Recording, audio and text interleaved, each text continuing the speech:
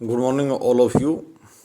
आज मैं आपको एक भारत के क्षेत्रीय दल सुदूर पूर्वोत्तर आसाम में असम गण परिषद के गठन और सफलता के इतिहास का हवाला देकर विश्वविद्यालयों और महाविद्यालयों में अध्ययनरत छात्रों, युवा शक्ति मैथिली शरण गुप्त जी की तरह उनको मैं आह्वान कर रहा हूँ कि आगे आएं। CRL चैनल के माध्यम से प्रफुल्ल कुमार महंत ने जो असम छात्र संगठन जो बनाया था, बांग्लादेशी घुसपैठियों के खिलाफ जिन्होंने आंदोलन चलाया छात्र शक्ति ने, और बाद में उसको एक राजनीतिक दल का गठन करके उसको राजनीतिक उस जो छात्र शक्ति को राजनीतिक शक्ति में बदल डाला। और आज से 35-36 वर्ष पूर्व यानी 1985 में उस छात्र शक्ति ने इतना बड़ा दम दिखाया उस राज्य में। तेजस्वी शेखिया जो कांग्रेस की तरफ से मुख्यमंत्री पद स्थापित वहाँ उसकी सरकार का गठन कर रखा था उसने 85 तक, उसको चुनाव करारी हार, यानी असम विधानसभा कुल 126 सीटें। मैं इसमें थोड़ा सा कहना चाहूँगा कि शायद 147 यानी 126 है, 126 असम में जो 126 सीटें थी उसमें से 67 सीट असम गण परिषद ने जीती। लोकसभा की 14 में से 7 जीती और वहाँ पूर्ण बहुमत की सरकार का गठन किया। एक कहावत है, मैं इसलिए कहना चाहता हूँ, कहते हैं कि विश्वविद्यालय के हॉस्टल से सरकार शपथ लेने गई थी।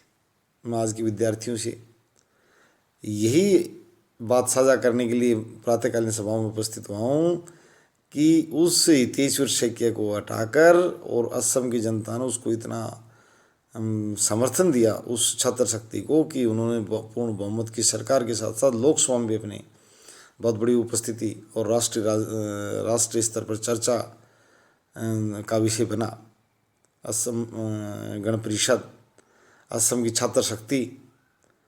तो आज दौर है उस चीज़ का।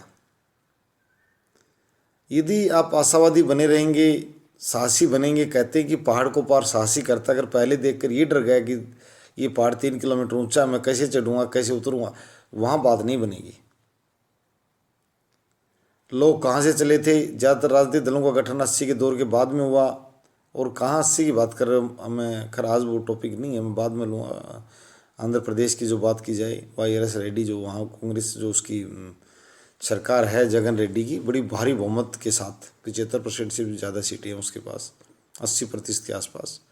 पर मैं आज उसकी नहीं, आज मेरा मुख्य विषय असम गण परिषद रहेगा। और मैं कुछ बात इसलिए साझा कर रहा हूँ कि बड़ी खुशी होती है कि असम जो पूर्वोत्तर का एक सुदूर पूर्व जो पहाड़ी और आदिवासी क्षेत्र है, वहाँ के लोग राजनीतिक रूप से इतनी जागरूक हैं कि काफ़ी बड़ी संख्या में दलों की अपने अपने वर्गों के हितों के लिए उन लोगों ने गठन कर रखा है। पर मैं असम गण परिषद की वास्तव में सबसे बड़ी सफलता बतौर छात्र राजनीति, छात्र शक्ति ने इस तरह का आंदोलन खड़ा किया और उसको राजनीतिक शक्ति में बदला। और आज भी साझा सरकार असम में भी थी, अभी विधानसभा चुनाव है नज़दीक। तो मैं ये कहता हूँ कि आप स्वयं पहले राजनीतिक रूप से जागरूक व्यक्ति, कार्ल मार्क्स वाली बात है, वही क्रांति की तरफ बढ़ता है, वही अव्यवस्था को समझता है और उद्वेलित होता है।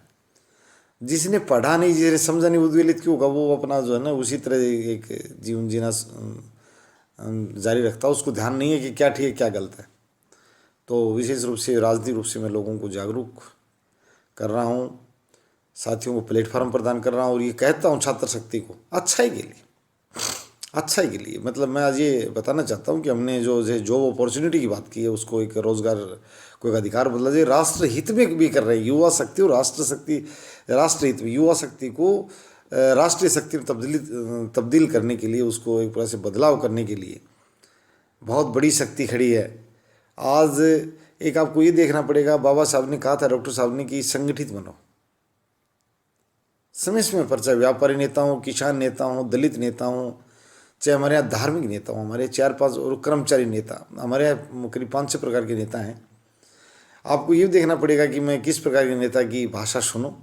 तो सभी एक आवाज़ देते हैं कि संगठन शक्ति होती है। परंतु आपको एक बात आज ये ध्यान रखना पड़ेगा, संगठित वही लोग हो सकते हैं जिनकी एक जैसी ज़रूरत हो, एक जैसी समझ हो। यानी यदि आप जॉब अपॉर्चुनिटी की बात कर रहे हो, जॉब अपॉर्चुनिटी भारत की अर्थव्यवस्था जिस व्यवस्था पर अभी तक खड़ी है, क्योंकि करों का संगठन भी बहुत ढंग से किया जाना है, हुआ नहीं है। यानी हमने कहा कि मनरेगा जैसी योजनाओं को नियमित कर दिया जाए, 10,000 रुपये की नौकरी दे दी जाए और उससे सभी प्रकार की सेवाएं शामिल कर ली जाएं, चिकित्सा, अस्पताल, डाकघर, जो जैसी भी है। उसमें सिर्फ आज पढ़े लिखे बच्चों से जो है ना गड्ढे खुदवाने तक की बात ही नहीं की जाए। ढेर सारी नौकरियां या रोजगार को अधिकार बदल दिया जाए। अगर कानून बना देंगे संसद में, जनसंख्या नीति और रोजगार नीति दोनों पर जो चर्चा कर रहा हूँ और ये भी कर रहा हूँ, पक्ष नहीं विपक्ष से भी, कि वो लोग मुद्दे लेकर आएँ और ये भी सरकार से एक अच्छी लोकतांत्रिक व्यवस्था हम डेवलप करना चाहते हैं, वो सरकार के साथ साझेदार बने अच्छी नीतियों के लिए, राष्ट्रीय नीतियों के लिए। सिर्फ कोर्ट में पक्ष विपक्ष वाले जीरो वाले वकील न बने। जैसे एक जो गंदा और कर्म से हीन वकील किसी बुरे कर्म, जिसका मैं प्रातःकाल नाम नहीं लेना चाहता, उसकी पैरवी करने के लिए खड़ा हो जाता है, जो कि वो उसको बताता है मैं दोषी हूँ, मैंने दोनों जघन्य अपराध कर रखे हैं, फिर वो कहता कोई बात नहीं मैं जिरह कर दूंगा, मैं फीस लूँ। ये वकालत नहीं। वकालत है कि कानूनों की, जो कि अगर किसी के साथ राज्य द्वारा किसी व्यक्ति के साथ यदि अन्याय किया गया है तो उसके लिए जिरह किया है, वो वकील है, वो उस अपने पेशे की गरिमा और अपनी गरिमा को ऊंचा चढ़ाता है। मैं ये बात ज़रूर साझा करूँगा। वही बात यहाँ मैं कोर्ट में वकीलों की हमें ज़रूरत है, कानूनों या अधिकारों को बहाल करवाने में हमारी मदद करें वकील साथी। मैं उनको बिल्कुल, भाइयों को तहे दिल से उनका स्वागत करता हूँ, उनकी प्रशंसा करता हूँ। ये पेशा बहुत पवित्र है, बहुत बड़ा है। और कई बार मैं उन वकीलों के लिए भी बहुत आभार व्यक्त करता हूँ, प्रशंसा करता हूँ, जो कई बार जो जघन्य अपराधों में और बार काउंसिल ने फैसले लिए हैं कि हाँ इसकी वकालत कोई नहीं करेगा। ऐसे ही मैं वकील लोग से भी एक मांग कर रहा हूँ इसके माध्यम से कि वो भी ये आह्वान करें कि ये जघन्य अपराध वाले लोग हैं उनको तो धक्के मार के अंदर ले जाएं। और बहुत केस आप बिल्कुल आप लड़िए, आपका भी पेशा है, आप भी कमाइए, परंतु इनकी पैरवी से बचें। इस तरह की इनकी तरफ से, पीड़ितों की तरफ से पैरवीकार बने। इसी प्रकार से मैं बताना चाहता हूँ विपक्ष को, भारतीय राजनीतिक विपक्ष को भी बड़ी ज़रूरत है टीच करने की, कि वो लोग रुचि बातों को नहीं, अच्छी बातों को उठाएं और ये कहें कि सरकार कानून लेकर आए, हम उसका समर्थन करेंगे।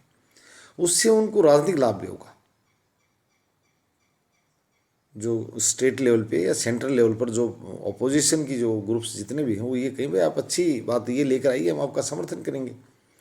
उससे सरकार दबाव में आती है राजनीतिक रूप से भी। उनको ये पता है कि अगर ये पॉलिटिक्स का पॉलिटिकल लाभ मिलेगा, इनको राजनीतिक लाभ मिलने की संभावना है, जनता में एक संदेश जाएगा कि वो विपक्ष तो मांग कर रहा था, विपक्ष तो कर रहा था मैं राज्यसभा लोकसभा में इस कानून के निर्माण में सहयोग करूँगा, सरकार स्वयं नहीं लेकर आई, तो वो अच्छी बात लेकर आए। मैं विशेष रूप से उनके साथ जो साझा की है बात, कि वो प्रमुख रूप से जॉब अपॉर्चुनिटी कोई कानून के रूप में बनाने में, कानून बनने के बाद हम अधिकार ले लेंगे, क्योंकि न्यायालय में उसी व्यक्ति वही बात दायर किया जा सकता है जो कानून बना रखा हो, जो आपका अधिकार हो।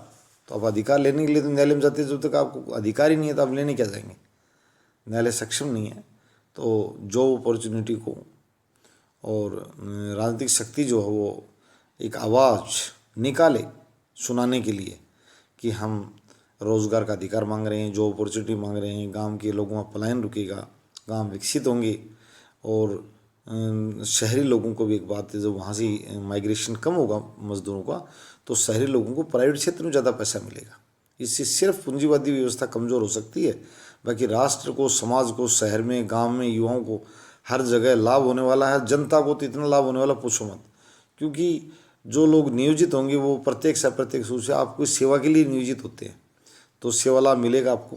नहीं, आज के हॉस्पिटल में जाते हैं भैया टेक्नीशियन नहीं है, यहाँ डॉक्टर नहीं है, स्कूल में जाते हैं टीचर नहीं है, पोस्ट ऑफिस में जाते हैं एक आदमी है, ये नहीं। मैं कह रहा हूँ रोज़गार के अधिकार को आप बिल्कुल आप एक आवाज़ में, मैं युवाओं से कहना चाहता हूँ, 20 करोड़ व्यक्ति लाइन में खड़े हैं, एक साथ इस अधिकार से 20 करोड़ भारतीयों को लाभ होने वाला है और राष्ट्र की जीडीपी बढ़ने वाली है, राष्ट्र को हर तरह से लाभ होगा, समाज को लाभ होगा।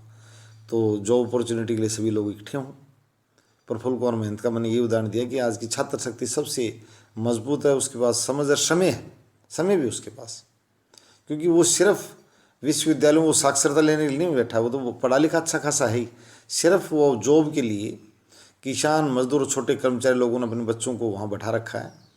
बड़ी आमदनी के लोग या भ्रष्ट अधिकारी, उनके बच्चों को इन छोटी सेवाओं की ज़रूरत नहीं है।